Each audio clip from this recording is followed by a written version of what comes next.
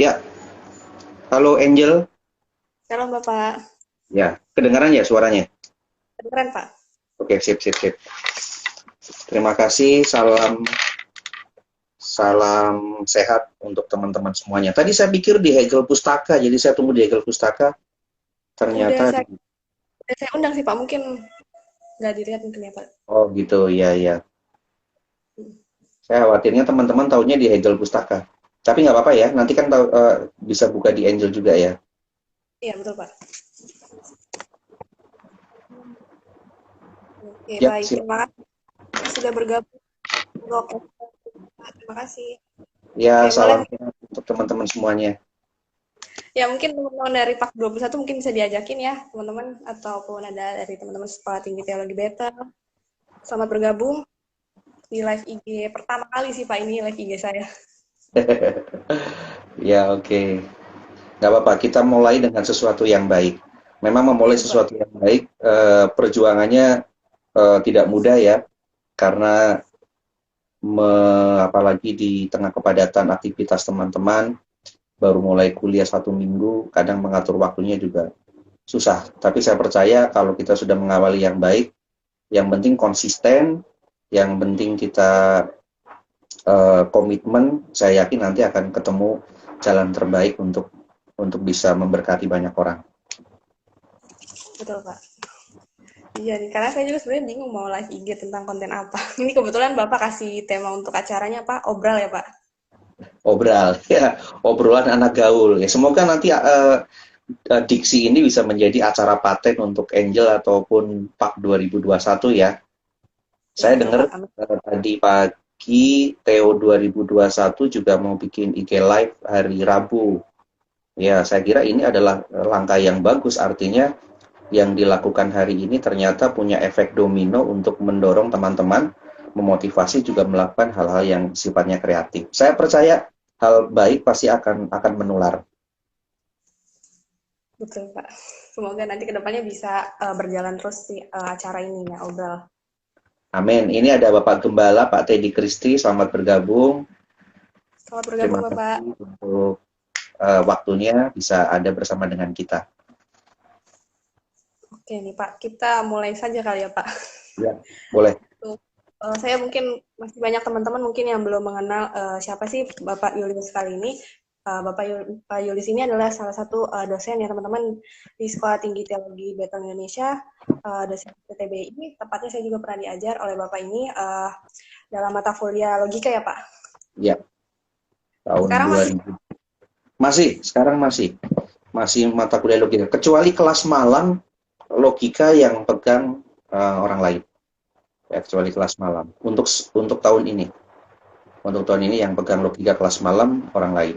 Tapi untuk kelas reguler, kelas pagi, saya masih. Dan tadi pagi baru mengajar mata kuliah logika untuk PAK dan juga teologi.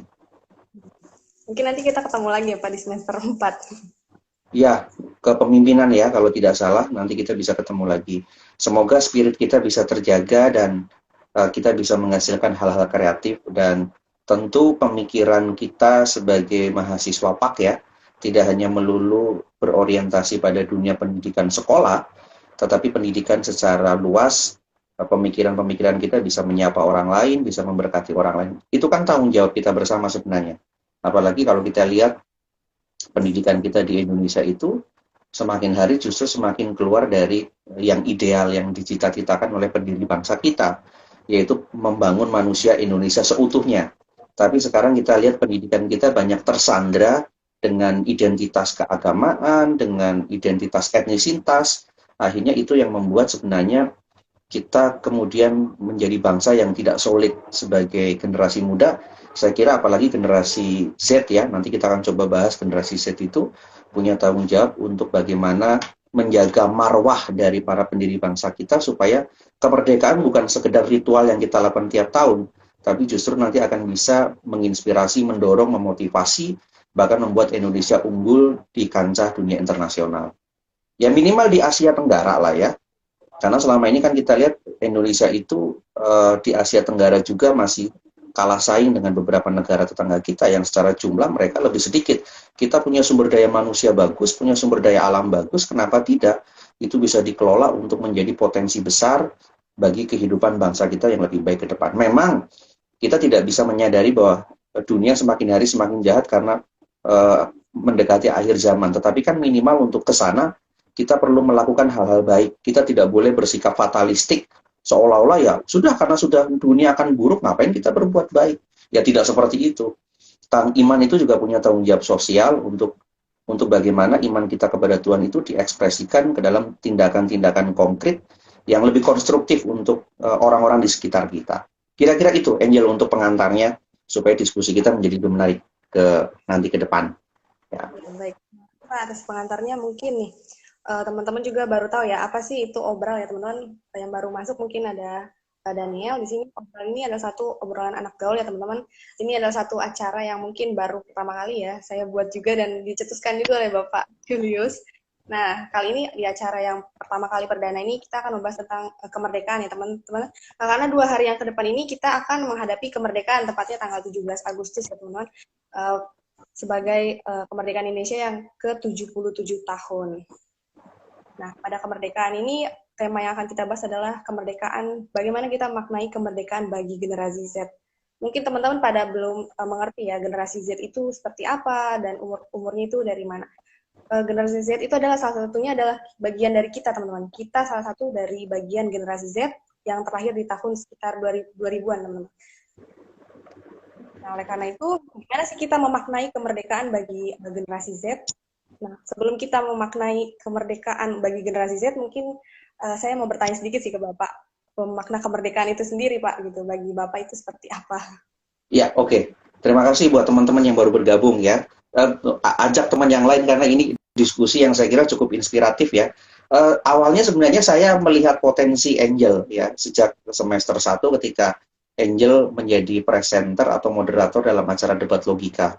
Saya melihat Angel punya kualitas vokal yang baik, kemudian punya public speaking juga yang cukup mumpuni. Jadi saya kira saya harus memberdayakan orang-orang potensial seperti ini. Lalu kemudian dalam pergerakan saya ke depan selama 1 tahun saya ada di STTBI, saya mencoba kira-kira menawarkan ide ini ke siapa. Tapi ternyata Angel bisa bergerak cepat untuk bisa menangkap visi ini dan kemudian mengambil Hari Kemerdekaan ke-77 sebagai momentum untuk Angel bisa menawarkan sebuah pemikiran di tengah masyarakat, di tengah tandusnya ide-ide kreatif untuk generasi Z.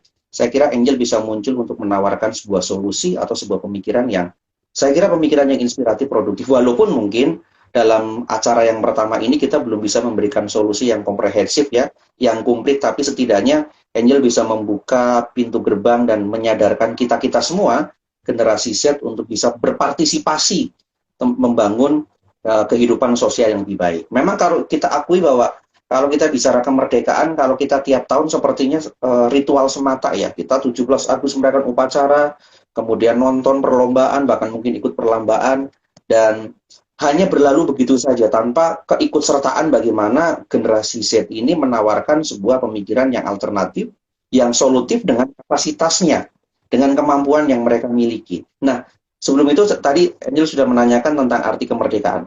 Saya mungkin awali dengan sebuah ilustrasi yang cukup baik. Saya pernah tanya kalau tidak salah di kelas ya, di kelas. Saya lupa di kelas mana. Apa itu makna kemerdekaan? Lalu kemudian ada yang menjawab kemerdekaan itu ditandai dengan perubahan fisik, misalnya gedung bertingkat, kemudian jalan di mana-mana menjadi aspal, kemudian munculnya teknologi alat transportasi yang begitu memudahkan kita untuk bergerak dari satu tempat ke tempat yang lain. Nah, dari sisi itu mungkin benar gitu bahwa kemerdekaan ditandai dengan perubahan fisik. Tapi sebenarnya esensi kemerdekaan itu bukan hanya persoalan perubahan fisik. Karena kalau esensi kemerdekaan hanya pada perubahan fisik, misalnya katakanlah pada perubahan bangunan, gedung-gedung bertingkat, kita cek, justru bangunan buatan Belanda jauh lebih kuat dibanding buatan Indonesia setelah merdeka. Buatan Belanda itu bangunannya cukup kuat, bahkan mungkin kalau setan pun masuk susah keluar. Makanya kadang-kadang kita sering mendengar bangunan Belanda itu angker ya, karena begitu setan masuk, Casper pun nggak bisa nembus tembok karena saking tebelnya. Tapi kalau bangunan Indonesia, Anda bisa cek, apalagi yang dibangun untuk fasilitas umum ya, tidak harus nunggu 5 tahun, kadang-kadang baru dibangun, itu juga yang satu selesai, yang satunya sudah rontok karena kurang semen, karena dikorupsi dan lain-lain. Itu pertama. Yang pertama, kalau ukurannya adalah bangunan fisik, maka kita harus bercermin bangunan Belanda lebih kuat. Kalau ukurannya adalah jalan aspal, Justru aspal buatan Belanda itu jauh lebih kuat. Buatan Indonesia tidak sampai 1 tahun, itu pasti diperbaiki karena ada anggaran dan ada proyek yang basah di situ, sehingga para kontraktor atau para pemangku kepentingan justru memanfaatkan peluang itu untuk bisa meraup pundi-pundi dari proyek yang sedang berjalan. Jadi kalau ukurannya jalan baik, jalan bagus, aspal, bangunan Belanda jauh lebih kuat. Kalau ukurannya misalnya perubahan kemerdekaan itu hanya soal perubahan fisik dalam transportasi, saya kira buat transportasi buatan Belanda itu dengan kereta api itu saya kira sangat melakukan memudahkan kita untuk memobilitas secara besar, secara massal. Jadi kalau ukuran kemerdekaan hanya pada perubahan fisik, saya kira menjadi keliru. Kemerdekaan itu bukan soal perubahan fisik, kemerdekaan itu soal perubahan pola pikir. Itu yang paling utama. Karena itu sebenarnya kalau kita relevankan dengan Roma 12 ayat 2, jadi pembaruan budi itu saya kira adalah bentuk kemerdekaan yang sejati. Jadi pertama itu kemerdekaan bukan soal terbebasnya kita dari kolonialisme, tapi kemerdekaan itu esensial terbebasnya pikiran kita dari rasa minder atau inferiority complex, rasa sikap tidak percaya diri, lalu memposisikan budaya asing, budaya bule, kemudian maaf kata kalau dalam konteks keagamaan adalah produk barat, lalu produk Arab itu sebagai sesuatu yang sangat bernilai dan religius. Saya kira itu adalah bentuk ketidakmerdekaan dalam soal keimanan. Maka merdeka itu harus berani berpikir sendiri. Itu esensi kemerdekaan bagi saya. Nah, tentu nanti kita bisa hadapkan arti kemerdekaan dalam konteks kemudian generasi Z. Kira-kira seperti itu. Jadi esensi kemerdekaan lebih kepada perubahan paradigma, bukan pada perubahan fisik. Begitu kira-kira aja. Ya Pak, baik, terima kasih Pak. Mungkin ya ada pendapat dari teman-teman yang lain sambil kita live interaktif, boleh mungkin teman-teman bisa memaknai kemerdekaan itu seperti apa ya? Sambil kita ngobrol, sambil kita santai. Ini obrolan santai teman-teman, jadi nggak perlu tegang ya, nggak seperti presentasi ya Pak. Jadi teman-teman bisa tulis kemerdekaan bagi teman-teman itu seperti apa ya? Mungkin saya mau dengar nanti dari teman-teman. Oke Pak, untuk selanjutnya nih Pak, dari gambaran tadi esensi dari pikiran yang merdeka gitu menurut Bapak. Nah, kalau menurut pendapat Bapak nih bagaimana sih Pak lihat keadaan anak-anak zaman sekarang nih Pak, yang pengen viral karena tren-tren baru gitu. Apakah itu salah satu pikiran yang ingin merdeka gitu Pak, atau suatu sikap yang ingin merasa bahwa mereka bebas dalam berekspresi lewat TikTok, lewat ya kita bisa lihat anak-anak zaman sekarang gimana sih mereka ingin berekspresi. Apakah itu salah satu dari makna yang ingin mereka keluarkan gitu untuk orang-orang lihat gitu. Bagaimana sih pendapat Bapak? Ya, kalau kita lihat misalnya yang tadi Angel sudah sampaikan bahwa kita usia seperti Angel yang lahir pada tahun 2000-an ke atas ya. Ada pembagian dari beberapa orang dari lembaga riset mengatakan bahwa generasi Z itu kan ada yang mengatakan sekitar 2000 ke atas ya, 2000 ke atas. Nah, generasi ini biasa ditandai dengan sikap ambisius, digital native, artinya mereka sangat mampu beradaptasi secara cepat dengan perkembangan teknologi. Nggak usah diajarin, mereka sudah familiar dengan teknologi, menguasai fitur-fitur dengan teknologi, cepat menyerap apa yang sedang teknologi berkembang. Ya. Digital native tadi, kemudian punya percaya diri yang sangat luar biasa. Dan jangan lupa juga bahwa di sini generasi Z itu justru sangat toleran pada perbedaan. Generasi Z, ya. Jadi pada titik ini sebenarnya kita bisa memanfaatkan atau memberdayakan generasi pada level ini untuk bisa berhimpitan dengan teknologi. Kalau tadi misalnya Angel katakan bahwa mereka kemudian memanfaatkan fasilitas teknologi seperti Facebook, TikTok, atau media sosial lainnya, saya kira memang ini ciri khas dari generasi Z. Generasi Z itu adalah generasi yang generasi yang ingin mendiskualifikasi masa lalu. Ya, masa lalu yang dianggap itu sudah kuno, tidak relevan, ingin didiskualifikasi. Caranya bagaimana? Cara mereka mendiskualifikasi masa lalu adalah mereka harus serapat mungkin dan sedekat mungkin dengan perkembangan teknologi. Maka biasanya generasi Z selalu up to date terhadap perkembangan sesuatu, khususnya di media sosial. Karena generasi ini adalah generasi yang lahir dan tumbuh di tengah perkembangan teknologi. Generasi yang tumbuh di mana internet begitu luar biasa. Maka kalau kita misalnya generasi Z itu sangat familiar dengan media sosial, kita nggak bisa menyalahkan bahwa itu adalah zamannya mereka. Saya tidak bisa menuntut Angel dan teman-teman atau termasuk anak saya untuk mereka kembali kepada situasi seperti saya. Tidak bisa. Mengapa? Karena di mana mereka hidup, itu teknologi berkembang begitu luar biasa. Yang bisa kita lakukan adalah bagaimana kemudian mereka bisa memanfaatkan teknologi untuk kegiatan produktif. Saya kira seperti yang kita lakukan ini adalah bagian bagaimana teknologi kita manfaatkan, kita berdayakan secara produktif untuk hal-hal kreatif. Artinya bahwa kita punya pilihan di hadapan media sosial, kita punya pilihan di hadapan teknologi. Bisa menggunakannya untuk sesuatu yang negatif, cybercrime misalnya, tapi kita juga bisa menggunakannya untuk cyber ministry.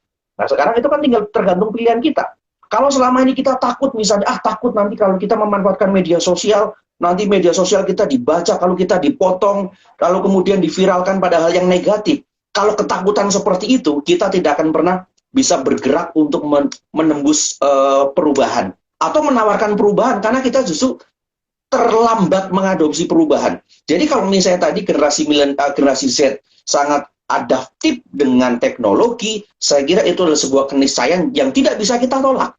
Yang bisa kita tawarkan adalah bagaimana supaya mereka bisa memanfaatkan teknologi dengan baik untuk hal-hal yang produktif dan konstruktif. Nah, saya kira seperti itu, Angel. Jadi kita tidak boleh ragu, karena kadang-kadang saya melihat entah itu di ruang mimbar, entah itu di ruang kelas, entah itu dalam obrolan di masyarakat, di warung kopi, di tempat nongkrong, di kafe, selalu mereka mengatakan bahwa wah itu generasi TikTok. Kita tidak bisa menafikan itu, bahwa itu adalah masanya mereka. Yang ngomong seperti itu orang tua, ya jelas di mana Anda hidup tidak ada TikTok, tapi di mana anak Anda tumbuh, cucu Anda tumbuh adalah berhimpitan dengan teknologi, berhimpitan dengan media sosial. Biarkan mereka berkreasi. Itu ruang ekspresi mereka, Angel. Sekarang ruang ekspresinya anak muda di mana? Mau di kota besar sudah dibangun dengan gedung-gedung mewah, gedung-gedung tinggi untuk mengejar pertumbuhan ekonomi. Mereka butuh ruang. Maka ruang yang paling mungkin mereka bisa lakukan adalah ruang virtual. Ruang virtualnya adalah kita seperti ini. Gitu, Angel dan teman-teman yang lain. Baik, iya Pak. Saya setuju sih sama Bapak kalau kita sebagai anak muda untuk memanfaatkan fasilitas yang ada seperti mungkin sekarang ada TikTok, terus ada IG, terus ada mungkin YouTube. Itu kalau digunakan untuk hal yang positif itu mungkin bagus. Tapi kalau misalnya di luar dari hal yang positif itu yang sebenarnya salah ya Pak. Ya, makanya kita harus mengarahkan, bukan melarang mereka untuk tidak menggunakan teknologi atau media sosial. Kita justru mengarahkan mereka untuk memanfaatkan cara baik. Kita nggak bisa menolak teknologi kok, itu keniscayaan, itu sebuah kepastian. Kita tolak justru kita akan menjadi orang yang primitif. Kita menerima teknologi itu, tapi pada saat kita menerima, kita juga harus punya menghadapi dengan segala kesiapan. Jangan kita menghindari teknologi. Kalau kita mengerti teknologi, kita mau ngapain? Kita hidup di tengah masyarakat yang sudah bertumbuh, yang sudah bergerak, berkembang secara cepat dengan perkembangan teknologi. Kalau kita diam tidak berbuat apa-apa, kita akan tergilas. Kita sekarang harus memanfaatkan teknologi untuk hal yang produktif. Kalau misalnya kita melihat, selama ini teknologi dimanfaatkan secara buruk, ya justru kita manfaatkan teknologi untuk hal yang baik. Tugas kita merebut teknologi diciptakan sebagai alat untuk membantu manusia melakukan hal-hal yang sifatnya baik, produktif, apalagi teknologi itu punya resonansinya begitu luar biasa. Sekarang misalnya Angel ada di tempat lain, saya di Jakarta. Kita bisa berdiskusi seperti ini, tapi coba di zaman dulu, kita sulit untuk saling bertatap muka seperti ini. Ini perangkat teknologi, ini kan bagian kita menggunakan teknologi. Dan teknologi yang kita gunakan itu untuk yang kebaikan. Walaupun memang kita sadari untuk hal yang baik, partisipasinya rendah, Angel. Untuk hal yang baik partisipasinya rendah, ya. Mengapa? Karena memang selama ini orang menjadi ragu dengan teknologi, dijejali dengan informasi.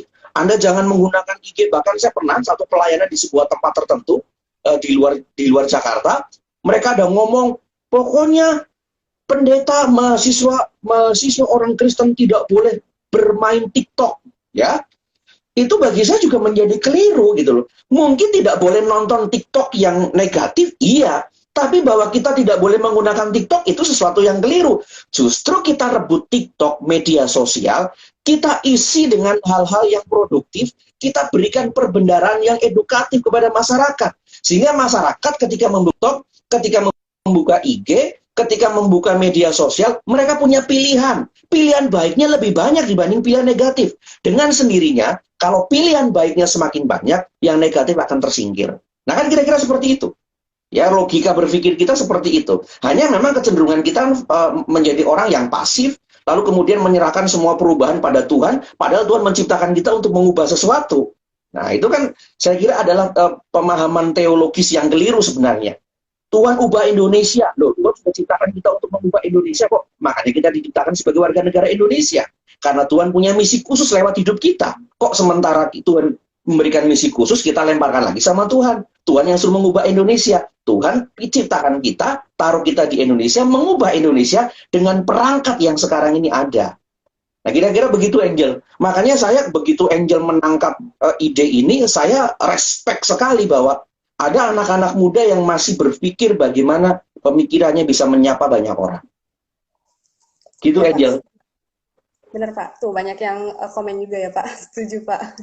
Ya, jadi teman-teman di saat yang seperti ini ya, mungkin kondisi pandemi juga, jadi kita gunakan media sosial itu untuk hal yang positif, hal yang berguna ya, apalagi untuk menyambut kemerdekaan Indonesia ini ya, isi juga dengan kegiatan-kegiatan positif, mungkin bisa bikin konten-konten yang menarik dan juga yang untuk membangun teman-teman, pastinya ya. Oke. Mungkin ada pertanyaan, ya betul Pak, mungkin ada pertanyaan selanjutnya ya Pak ya, mungkin dari penjelasan tadi ya Pak, dari tentang virtual, tentang hal-hal yang berbahasa ekspresi. Nah, menurut Bapak nih, gimana sih Pak dengan, mungkin ya ada contoh seperti ya kemarin tuh viral-viral, apa tuh, Citayam Fashion Week gitu loh Pak. Jadi kan mereka tuh kayak diberikan kebebasan gitu, karena mereka sudah trending di TikTok, otomatis mereka tuh kayak, mungkin karena sudah trending, jadi mereka menganggap fasilitas umum itu adalah tempat sarana mereka untuk berekspresi, jadi sehingga disalahgunakan itu loh Pak. Gimana sih pandangan Bapak tentang hal seperti itu? Apakah itu salah satu hal yang keliru ya dari ekspresi yang mereka sampaikan? Sepertinya kan salah gitu. Kalau misalnya kita lihat viral, tapi untuk motif yang salah seperti itu kan kayaknya kurang bagus juga sih. Ya, kalau saya melihatnya begini, melihatnya dengan dua hal ya, dua perspektif untuk hal ini. Yang pertama, sebagai ekspresi saya menghargai. Mereka telah berani memanfaatkan fasilitas umum untuk sebuah kreativitas. Mereka sadar bahwa mereka tidak punya ruang untuk mengekspresikan. Untuk kalangan menengah ke bawah ya. Ini kan kebanyakan yang kemarin di Citayam Fashion Week adalah kalangan menengah ke bawah. Mereka tidak punya ruang, katakanlah catwalk, untuk menampilkan diri mereka. Mereka kemudian fashion show. Mereka juga bukan seorang yang dalam kategori menengah ke atas yang bisa, tadi saya katakan punya catwalk, lalu kemudian punya pakaian branded. Mereka hanya punya ruang publik namanya jalanan, mereka hanya punya ruang publik namanya taman bersama, dan mereka punya keinginan untuk mengubah. Mereka ingin eksis, ya. Mereka ingin menunjukkan kepada dunia bahwa orang menengah ke bawah pun punya eksistensi, punya kreativitas. Maka tolong lihat kami untuk melakukan semacam ekspresi kreativitas. Dalam level itu saya setuju. Dalam level itu saya setuju. Ini semacam gerakan sosial dari kalangan menengah ke bawah. Anak-anak muda yang sudah jenuh dengan pendekatan dari para pendiri bangsa kita, bukan pendiri ya, dari para elit bangsa kita, yang mendekati anak muda itu secara elitis. Ya, jadi begini, pendekatan elitis itu begini, ya. Mungkin kalau saya kasih contoh misalnya di kelas, ya. Kalau saya mendekati Anda, termasuk mendekati Angel dan teman-teman dengan pendekatan elitis itu begini. Anda itu nggak boleh seperti ini, seperti ini. Anda itu kalau misalnya saya ngajar, Anda harus berbuat baik, ikuti firman Tuhan, jangan jadi ini, harus jadi contoh. Itu pendekatan elitis. Pendekatan yang bagi saya adalah humanis adalah bukan mengajarkan dengan kata-kata. Tapi tugas kita adalah memberikan hidup kita untuk berinteraksi, nongkrong bersama, mungkin nongkrongnya di kafe, ya, mungkin nongkrongnya di warung kopi, atau kita nongkrong di selasar, di terasnya, teras kampus, katakanlah seperti itu. Bagi generasi milenial itu sudah cukup. Anda nggak usah banyak ngajar tentang teori kebaikan. Tapi kalau Anda tidak mau membaur dengan kami, omong kosong semuanya. Cukup Anda berdiam diri, Anda nggak usah ngomong banyak, tapi Anda lakukan untuk mendekati kami. Itu akan punya impact yang sangat besar. Dan anak-anak muda butuh itu. Butuh pendekatan yang tidak elitis, tapi butuh pendekatan yang egaliter, yang humanis, yang mencoba untuk menghilangkan sekat-sekat antara dosen, antara seorang pemimpin agama, pemimpin rohani, dengan anak mudanya. Kalau itu sudah tumbang, sekat-sekat itu sudah tidak ada, generasi muda akan memunculkan potensinya untuk hal yang baik. Nah, Citayam Fashion Week adalah bagian dari kritik sosial dari masyarakat anak-anak muda yang sudah jenuh dengan cara pandang orang tua yang elitis melihat mereka, lalu ruang publiknya mereka, ruang ekspresi mereka diambil alih semuanya untuk pembangunan gedung-gedung bertingkat dan jalanan. Akhirnya apa yang mereka lakukan? Mereka menggunakan fasilitas umum untuk ekspresi mereka. Dalam konteks itu saya menyadari, itu bagian dari ekspresi. Tetapi memang kita sadari bahwa di antara kreativitas-kreativitas yang kita lakukan, selalu akan ada penumpang gelap di dalamnya. Penumpang gelap itu bisa dari anak muda itu sendiri, yang mencoba menawarkan LGBT misalnya. Mereka ingin eksis dengan LGBT-nya, satu. Yang kedua, penumpang gelap itu juga bisa dari pemimpin, yang ingin meraup simpatik publik dengan menggunakan medianya adalah anak muda, Citayam Fashion Week yang sudah populer. Nah, kira-kira seperti itu. Ya. Iya, jadi bagi saya sih sebenarnya tidak ada problem ya. Jadi saya dalam dua pengertian ya. Ada unsur positifnya, tapi juga kita tidak boleh menutup kemungkinan bahwa ada penumpang gelap. Tapi penumpang gelap itu justru bukan untuk membuat kita mati kreativitas. Justru kita harus mensterilkan semua kreativitas kita dari anasir buruk di sekitar kita. Dengan cara apa? Konsistensi untuk menampilkan kreativitas. Jangan hanya karena ditumpangi penumpang gelap, lalu kemudian kita menjadi mundur. Akibatnya apa? Segala jalan baik yang sudah kita buka nanti akan dibajak oleh orang-orang jahat. Termasuk oleh orang-orang yang tidak produktif. Begitu. Angel. Kita buka ini Pak, diskusi atau ada pertanyaan sih Pak, chat ini. Mungkin menarik sekali sih. Ini ada yang nanya dari Jessica 037, gimana nih menurut Bapak mengenai kebebasan eksperimen laki-laki yang berpakaian perempuan ya? Mungkin seperti tadi Bapak bilang ada LGBT ya. Salah satu bentuk ekspresi anak zaman sekarang gitu. Karena mereka merasa, oh kehidupan zaman sekarang mungkin saya ekspresif, akhirnya saya kebablasan gitu Pak. Jadinya terlalu ekspresif, salah jalan. Gimana nih menurut Bapak? Ya, oke. Terima kasih. Pertanyaan yang bagus. Bagaimana kita mengekspresikan kebebasan? Tentu saya harus kemudian flashback dulu ya, kita mundur dulu. Kenapa banyak anak-anak muda, ya itu juga menjadi warning buat saya untuk saya mengedukasi pemahaman tentang seksualitas, tentang aspek genital kepada anak saya, supaya mereka kemudian tidak disorientasi tentang pemahaman seksualitas mereka. Yang pertama adalah, barangkali ada kekosongan atau absen, gereja absen, atau lembaga rohani, atau termasuk orang tua, masyarakat keluarga absen untuk mengedukasi pemahaman tentang masalah-masalah orientasi seksual kepada anak mereka. Sehingga kemudian ketika anak mereka membaca literatur, karena mereka jiwanya kosong, pikirannya kosong, tidak ada yang mengimunisasi baik dari lembaga rohani, dari keluarga, dari masyarakat, mereka mencari bentuk sendiri di luar. Dan kebetulan bentuk yang mereka cari adalah bentuk yang keliru. Dan itu menjadi referensi. Itu yang pertama. Jadi ini tanggung jawab kita semua. Jangan kemudian gereja mengatakan kalau ada LGBT itu salah. Justru gereja menjadi mengevaluasi diri. Jangan-jangan mereka melakukan itu karena Anda pada waktu mereka seharusnya membutuhkan tentang penjelasan mengenai orientasi seksual, Anda tidak hadir. Anda hanya hadir mengatakan Anda melayani tanpa Anda memberikan pendekatan yang kontekstual kepada anak muda. Itu bisa jadi yang pertama. Yang kedua, dalam soal ekspresi kebebasan, saya harus kembali kepada teori lama ya, teori pemikir di Yunani klasik yang mengatakan bahwa ada kebebasan positif, ada kebebasan negatif. Kebebasan positif itu adalah misalnya begini, Angel. Angel diciptakan sebagai seorang perempuan. Ya, tugas Angel sebagai seorang perempuan adalah memenuhi diri Angel sebagai seorang perempuan sampai pada pemenuhan maksimal. Itu apa? Misalnya, kalau seorang perempuan kodratnya adalah melahirkan, punya anak, punya keturunan. Kalau Angel bisa menjaga itu sampai pada batas terakhir usia yang sudah diberikan Tuhan, maka Angel pun sebenarnya sudah melakukan kebebasan. Kebebasan untuk memenuhi panggilan Angel, panggilan kodrati Angel sebagai seorang perempuan.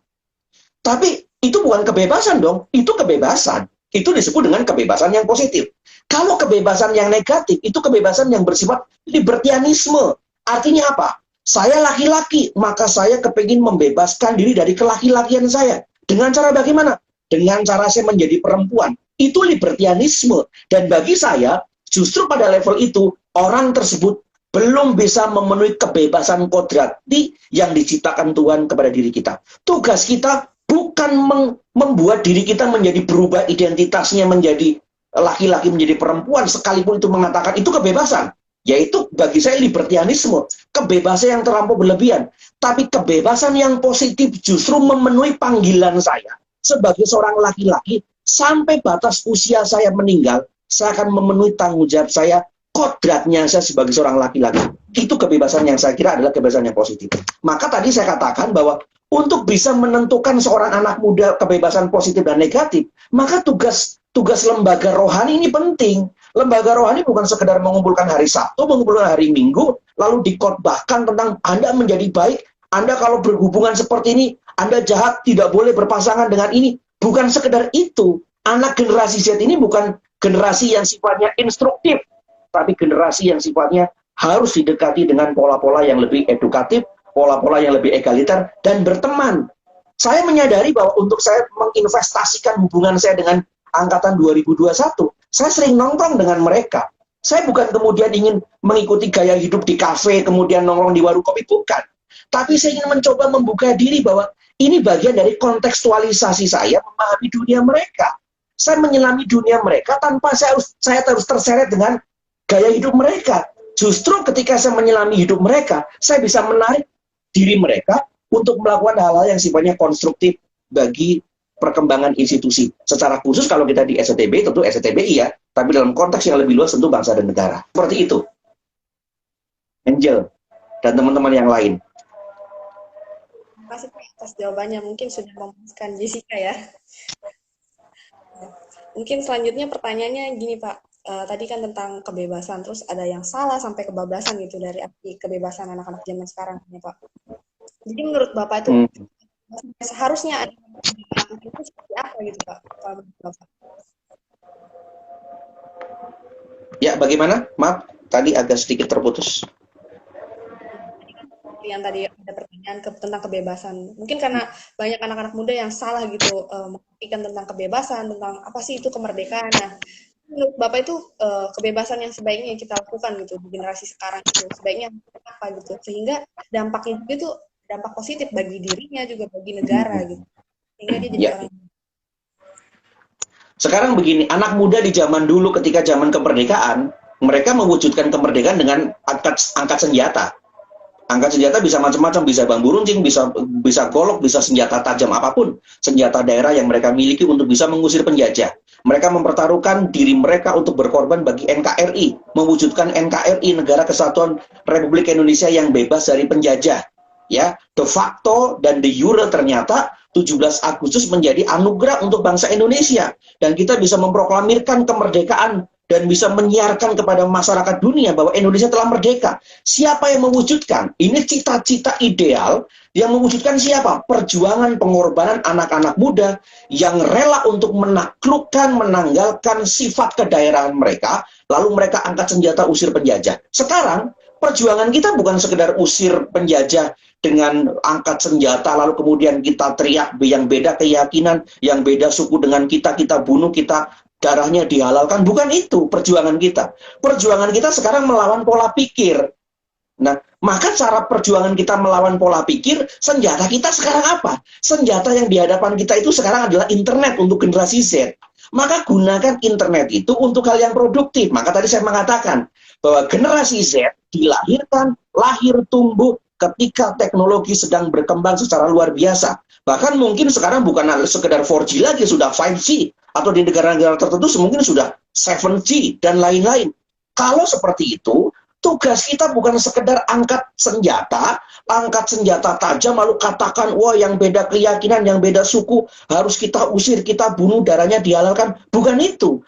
Tugas kita, gunakan senjata Anda adalah teknologi, gunakan pikiran Anda untuk berkreasi, lalu kemudian kita buat sesuatu yang lebih produktif. Maka begini, sekarang tugas kita di hadapan internet perkembangan teknologi, tugas kita harus berpikir global. Kita tidak boleh lagi kemudian berpikir lokal, berpikir kemudian tradisional, berpikir global. Bagaimana yang saya lakukan ini punya dampak untuk masyarakat banyak.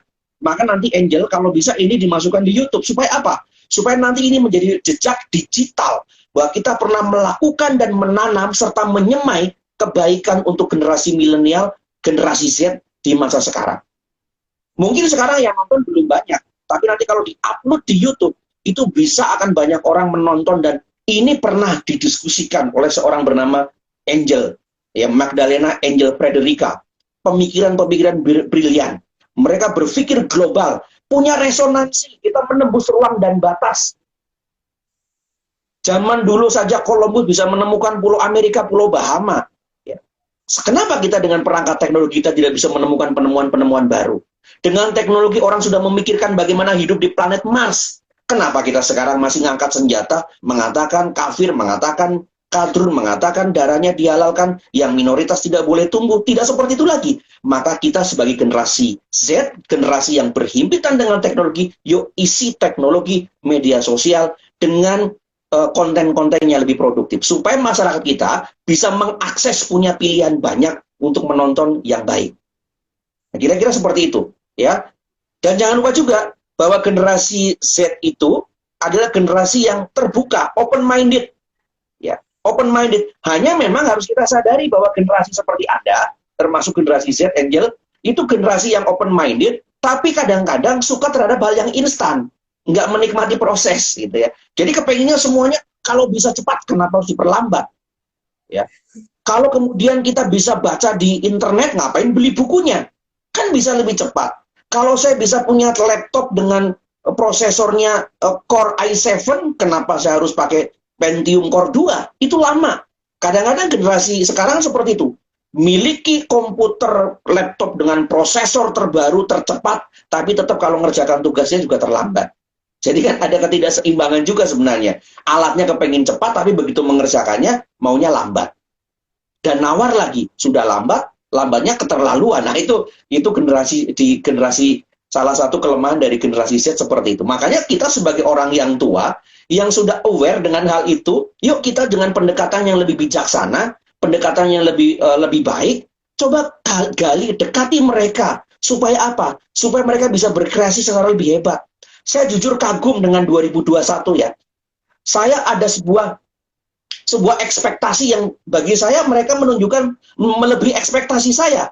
Ketika saya menawarkan, ketika dulu di PAK misalnya, Anda mau bikin apa? Bikin debat. Ternyata Anda menunjukkan kualitas yang baik. Saya sampai mengapresiasi. Kalau tidak salah saya sempat bicara ke Yehuda dan Angel juga. Anda bagus untuk presentasinya, ya. Dan kemudian dilanjutkan dengan teologi. Mereka membuat proyek-proyek, kemudian video. Dan begitu ditunjukkan, ternyata mereka bisa menghasilkan hal kreatif yang melampaui ekspektasi saya. Akhirnya saya punya kepercayaan diri bahwa 2021 ini mereka potensial untuk bisa dikelola potensinya menjadi kekuatan yang luar biasa. Senjata kita bukan bambu runcing, senjata kita bukan pedang, senjata kita hanya kreativitas dan teknologi informasi. Kita buat untuk bisa Indonesia dikenal di seantero jagat raya ini ya. Siapa tahu nanti kalau planet Mars bisa dihuni, nanti Angel akan menjadi wartawan atau menjadi koresponden, reporter di planet Mars. Kita bisa berkomunikasi, nanti saya di dunia, Angel yang ada di planet Mars. Nah, kira-kira seperti itu. Nanti kita bisa sepertinya dari planet Mars kemudian ke planet dunia, ke planet bumi ini. Siapa tahu, kan kita tidak ada yang tahu. Perkembangan teknologi kan sekarang begitu pesat. Betul, Pak. Walaupun tentu nanti ini tentu akan bisa berimbas ya diskusi ini. Nah, Angel nanti mungkin dari poin-poin seperti ini bisa menginspirasi untuk kita diskusi lagi di diskusi yang kedua. Ya, mungkin nanti teman-teman yang hadir hari ini mungkin bisa ya. Ini salah satu undangan terbuka ya untuk join lagi. Ya, Pak. Mungkin ada pertanyaan selanjutnya. Saya bacakan pertanyaan dari Yurika. Yurika di sini tanya, bagaimana nih tanggapan Bapak mengenai mental inlander yang masih tertanam pada generasi Z? Apa pengaruhnya dalam kemerdekaan berpikir mereka? Mungkin Bapak udah pernah dengar ya, mental inlander tuh contohnya mungkin seperti anak muda yang selalu menganggap kebudayaan asing itu lebih menarik dari budaya Indonesia. Nah, jadi pertanyaan itu bagaimana tentang pandangan mental inlander dan pengaruhnya bagi kemerdekaan kita sendiri? Ya, terima kasih. Perkataan ini sebenarnya sedang saya tulis, saya sedang kirimkan juga ke koran ya. Semoga bisa diterbitkan dalam waktu dekat ini. Saya kirimkan, tapi saya bukan pakai mentalitas inlander ya. Saya pakai kata inferiority complex. Inferiority complex itu adalah kalau saya ambil dari Association Psikologi Amerika, itu mengatakan bahwa sikap rendah diri. Sebenarnya sama saja. Kalau inlander kan dalam bahasa Belandanya ya. Kalau yang inferiority complex itu dalam bahasa Inggrisnya. Perasaan rendah diri, lalu memposisikan budaya asing sebagai yang lebih unggul dibanding kita. Dan kalau mentalitas kita seperti itu, sebenarnya ini mentalitas kita belum merdeka juga. Kita harus belajar dari Eropa. Eropa itu dari masa abad pertengahan disebut sebagai masa abad kegelapan. Dari kegelapan muncullah namanya masa Renaissance. yang mempelopori adalah anak muda dari keluarga medisi, seorang seniman, maka lahirlah gerakan namanya gerakan Renaissance. Dari Renaissance imbasnya muncul modernitas. Modernitas itu muncul kemudian kompensasinya adalah muncul rasionalisme. Pengetahuan manusia itu menjadi sumber pengetahuan. Lalu muncul empirisme, bahwa pengetahuan itu sumbernya bukan dari pikiran, tapi dari pengalaman. Lalu yang kedua, muncul gerakan namanya Aufklärung, gerakan pencerahan, enlightenment. Gerakan pencerahan itu adalah gerakan di mana manusia harus berani berpikir sendiri, yang disebut dengan sapere aude. Sapere aude itu artinya berani berpikir sendiri.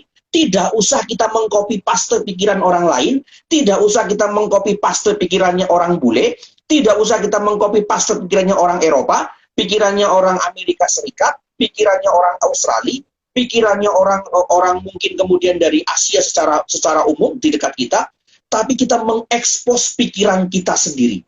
Soekarno pada waktu itu dengan pendiri bangsa kita, ketika menyampaikan ide tentang Pancasila, itu kan mengekspos dari kalbunya orang Indonesia sendiri. Dari kalbu, dari apa yang dimiliki warisan Indonesia sendiri. Apa itu? Pancasila. Tidak perlu mengambil dari sosialisme dari luar negeri, tidak perlu mengambil komunisme dari luar negeri, atau liberalisme, atau kapitalisme. Yang dia kelola adalah Pancasila sebagai identitas bangsa kita sendiri. Soekarno saja sudah memberikan contoh bagaimana kita harus berani berpikir sendiri. Kenapa kita tidak berani berpikir sendiri? Jadi, maka saya kalau di kelas ataupun dimanapun, jangan pernah takut untuk berpikir sendiri. Kalau ada dosen atau pengajar yang mengatakan, hati-hati dengan pikiranmu sendiri, hati-hati dengan pikiranmu, nanti kamu bisa tersesat atau yang lainnya. Jangan pernah takut. Selagi itu bisa dipertanggungjawabkan, saya percaya Anda akan menjadi orang hebat. Eropa menjadi hebat karena anak-anak mudanya diberikan kesempatan untuk berani berpikir sendiri. Nah, kita tidak, ya, karena kita masih banyak budaya feodal. Kadang-kadang, maaf kata, dosen takut ketahuan nggak belajar, maka akan menggunakan kata-kata sakti di dalam kelas untuk mengatakan seperti itu. Kata saktinya adalah, hati-hati kamu sesat. Itu kata sakti yang bisa membungkam Anda hari ini dan membungkam Anda seterusnya untuk tidak kritis kepada dosen. Padahal, kalau kita tidak kritis, kemungkinan kita adalah krisis. Jadi sebenarnya mental inline ini sebenarnya salah ya Pak ya, mental yang seharusnya anak-anak dari generasi Z maupun generasi yang akan datang atau sebelumnya itu sebenarnya nggak bagus untuk ditanamkan gitu ya Pak. Loh, sekarang gini Angel, budaya kita kan kaya kan? Kita tuh beragam budaya loh.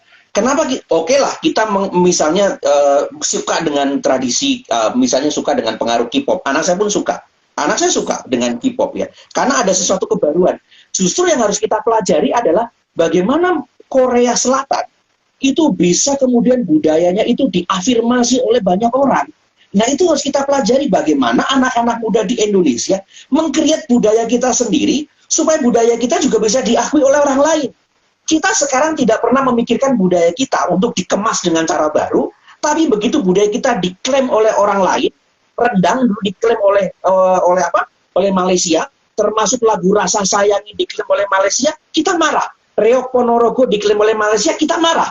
Tapi kemudian begitu budaya lain ada di sekitar kita menyia-nyiakan budaya itu. Itu kita seperti anak kecil. Kalau Anda punya anak kecil atau punya keponakan, punya adik di rumah, punya mainan, nggak dirawat. Tapi begitu ada orang lain menyukai mainan kita menjadi posesif dengan milik kita sendiri. Padahal ketika itu tidak diakui oleh orang lain dan tidak diinginkan oleh orang lain, kita cenderung menyia-nyiakan. Itu mentalitas inlander, mentalitas inferiority complex. Maka tugas kita berani berpikir sendiri. Baik Pak, mungkin bisa dapat disimpulkan jadi mental inline itu sebenarnya nggak salah sih, cuma bagaimana kita bisa berpikir gitu ya Pak untuk tetap mempertahankan kebudayaan Indonesia itu sendiri, karena kita merupakan anak bangsa ya teman-teman. Saya juga sebenarnya pecinta K-pop sih Pak, tapi nggak sampai itu. Tetap cinta Indonesia. Suka K-popnya Korea Selatan atau Korea Utara? Jangan Korea Utara Pak, Korea Selatan dong. Ya. Siapa tuh suka Korea Utara gitu ya. Itu kalau di drama mungkin. Ya, jadi sebenarnya kalau kita ekspos budaya kita itu hebat loh. Kalau kita bisa, yang kadang kita bingung tuh begini ya. Orang Indonesia suka dengan budaya Timur Tengah, yang sono suka dengan tradisi di Timur Tengah. Termasuk kita suka dengan budaya. Orang dari Arab Saudi mengcopy paste budaya Barat. Orang Barat menggunakan budaya Indonesia, suka dengan kebaya batik. Kita terbalik-balik ini. Jadi memang kita seperti sinetron hidup dalam dunia terbalik, dunia kita terbalik-balik gitu ya. Jadi ya cobalah kita sebagai anak Indonesia, kalau bukan kita lagi untuk menjaga budaya kita apa? Sebenarnya ada perangkat generasi Z ini. Yuk gunakan teknologi, kita modifikasi. Sesuatu yang kemudian tertinggal lama itu sudah tidak dianggap kita usang, kalau kita recycle kembali itu kan menjadi sesuatu yang hebat. Contoh, lagu Tuhan Yesus tidak berubah. Itu kan lagu lama, mungkin Angel belum lahir dan barangkali saya masih kecil sekali. Dulu lagu itu kita anggap lagu kuno. Tapi ketika dimunculkan dengan sebuah warna baru dengan pendekatan kekinian, itu menjadi populer. Lagu misalnya Dalam Yesus ku percaya ada kemuliaan di balik salibnya.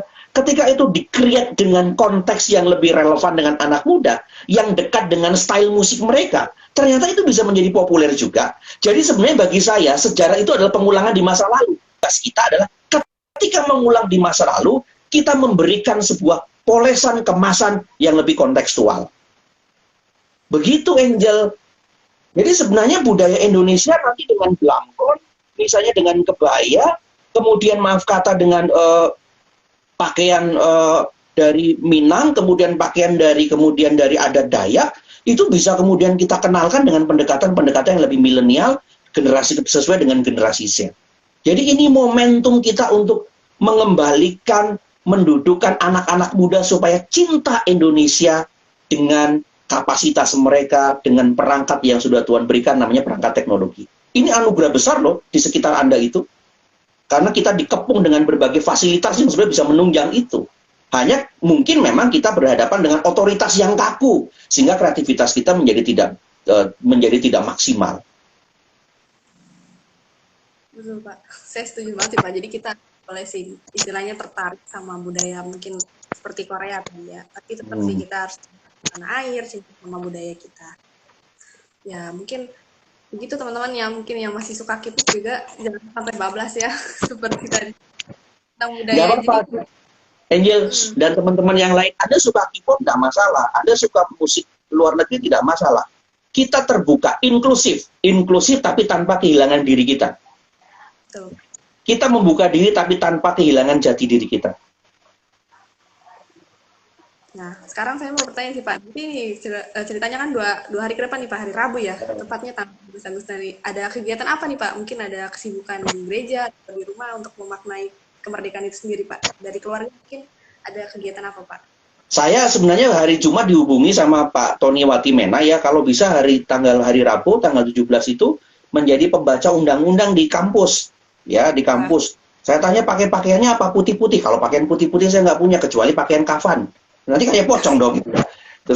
Terus tadi saya baru dapat informasi bahwa kegiatan di sekolah anak saya pun mengharapkan saya bisa hadir, orang tua murid perwakilan. Jadi saya kemudian tadi menyampaikan kepada Pak Tony mungkin bisa dicarikan alternatif lain, karena saya ingin menghadiri anak saya, mendampingi anak saya untuk upacara hari ulang tahun kemerdekaan. Minimal dengan anak saya hadir, ya. Dengan anak saya hadir dan dengan saya mendampingi anak saya bisa memberikan teladan bahwa bagaimana cinta Indonesia, gitu ya. Cinta Indonesia, bahwa perjuangan bangsa kita dari dulu untuk menegakkan supremasi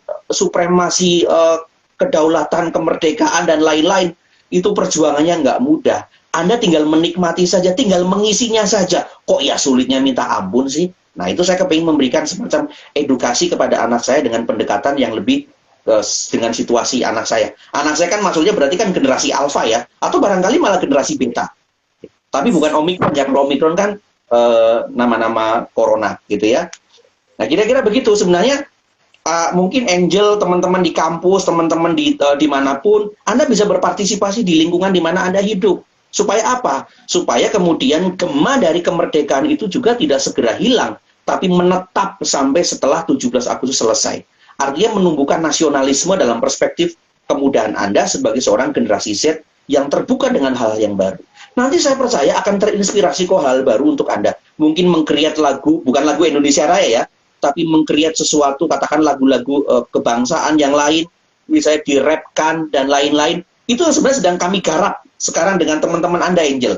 Jadi kami sedang mengumpulkan sekitar 25 orang, 30 orang itu, dari teologi dan dari Pak, untuk kita bisa menggarap sesuatu, untuk kita bisa berkontribusi sebagai seorang mahasiswa teologi dan mahasiswa Pak, menawarkan alternatif pemikiran tentang keindonesiaan.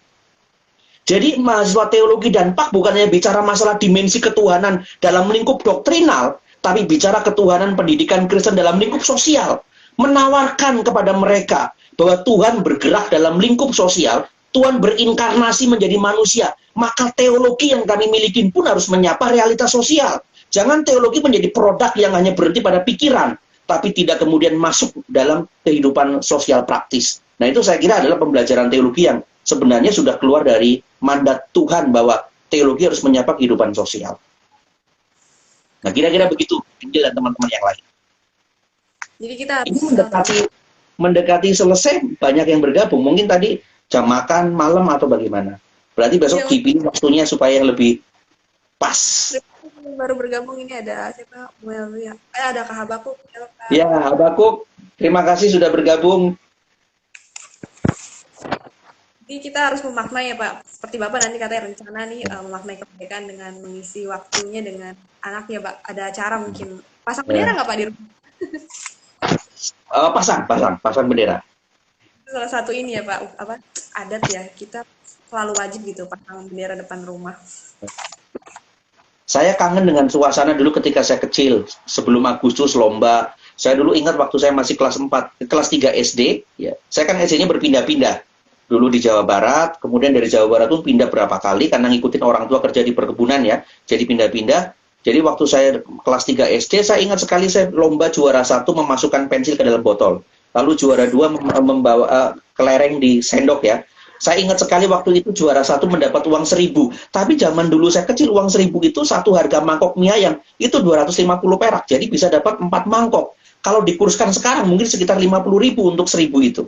Jadi pada waktu itu benar-benar orang itu sudah menanggalkan egoisme kedaerahan. Pada waktu itu ya, orang benar-benar, yuk kita merayakan Indonesia merdeka, ya merayakan dengan sungguh-sungguh. Ini adalah anugerah yang Tuhan berikan, kita bisa hidup merdeka. Hanya memang sekarang kita tersandra dengan politik identitas, sikap primordialisme mementingkan kedaerahan, kemudian sikap fanatisme agama mementingkan agama sendiri, sehingga ketika kita ada momen 17 Agustus untuk momen bersama, ngumpul bersama, kita sudah canggung, karena semua hidup dalam identitasnya masing-masing.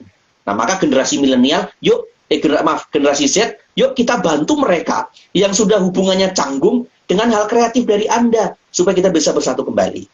Membentuk konfigurasi namanya Indonesia dari Sabang sampai Merauke, dari Miangas sampai Pulau Rote.